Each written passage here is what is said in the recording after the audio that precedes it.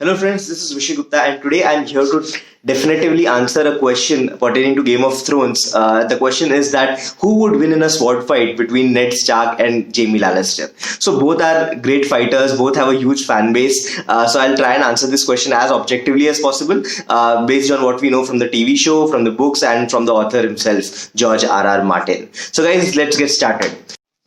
So guys, let's talk about Ned Stark first. So Ned Stark is definitely a great fighter that is very evident in the books and the TV show as well. And there are quite a few instances where in his fighting capabilities are, on display. For example, in the TV show, Sir Barristan Selmy clearly mentions that, he saw Ned Stark cut down a dozen good knights with ease. So again, that is... Ned Stark commands the respect of one of the best fighters in the history of Westeros, Sir Barristan Selmy. So that's one hint that you have that Ned Stark is a great fighter. Apart from that, again in the battle that in the one-on-one fight that happens between Ned Stark and Jaime Lannister, that is only in the TV show. That does not happen in the books at all. In the books, Jaime and Ned never fight. Outside the brothel that belonged to Littlefinger. But that fight does happen on the TV show, and they are pretty much evenly matched. Even though a lot of people has pointed out that Ned Stark was kind of huffing and buffing and Jaime Lannister was kind of at ease while the fight was going on, but that does not take away from the fact that Ned Stark was a match to Jaime Lannister.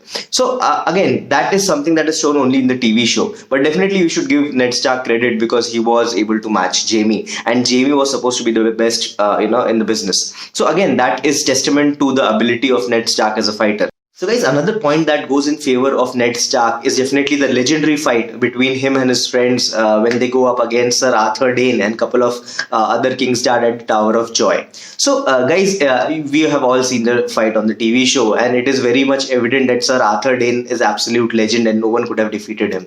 He, with two swords in his hand, he was a match for all of the Stark and his men. But at the end, when it's a duel, it's a one-on-one duel between Ned Stark and Sir Arthur Dayne. Even though Ned Stark matches him for a brief period of time, but ultimately Sir Arthur Dayne is able to disarm him, and Ned's life is saved only because of Howland Reed, who stabs Sir Arthur Dayne in the back. But still, it is commendable that he was able to go toe to toe with the best in the history of Westeros. So again, that's 1 point to Ned Stark.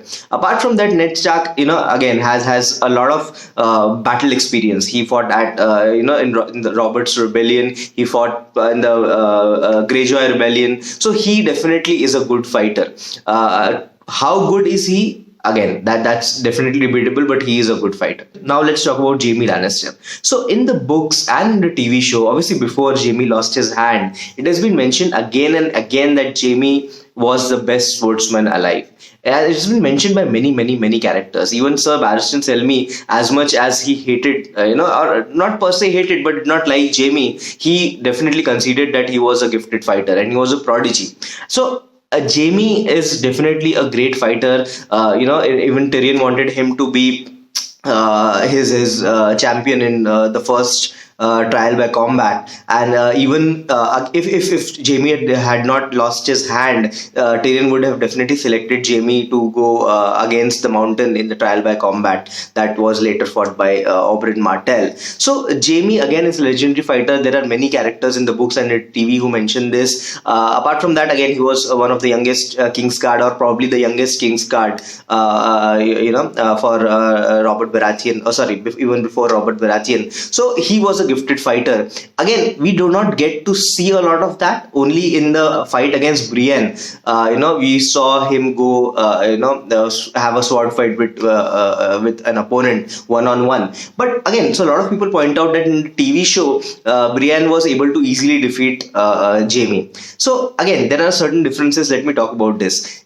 Jaime Lannister was imprisoned for around a year with the Starks, and he was not in a 5-star prison. He was definitely not treated very well because of a variety of reasons, but he was definitely malnourished. His hands were chained, and he was not close to being perfectly fit. So that credit has to go to him, And secondly, in the books, the fight is not that one-sided. Even Brienne is thinking that this guy is so good, even when his hands are tied, and even he's malnourished and weak, and probably another man would not have been able to even lift a sword in that condition.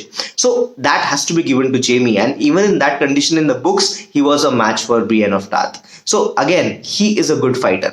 But again, as I said, since he loses his hand pretty early in the TV show and in the books, obviously, we are not able to see a lot of this. So we can only assume. But then I was watching one of the interviews of George R.R. Martin, and he was asked this question: whom would you select as your champion if you were to have a trial by combat? And this is what settled it. Again, so the earlier question might have been debatable. Again, I'm saying might, because Jaime is definitely very good, and he's a prodigy. He's amazing. But George R.R. Martin, first of all, selected, if he were selected Sir Arthur Dayne, who was Sword of the Morning, and he's definitely the best swordsman in the history of Westeros. But then he was told that he had to select someone who was alive when he wrote the book, or during the period of the book.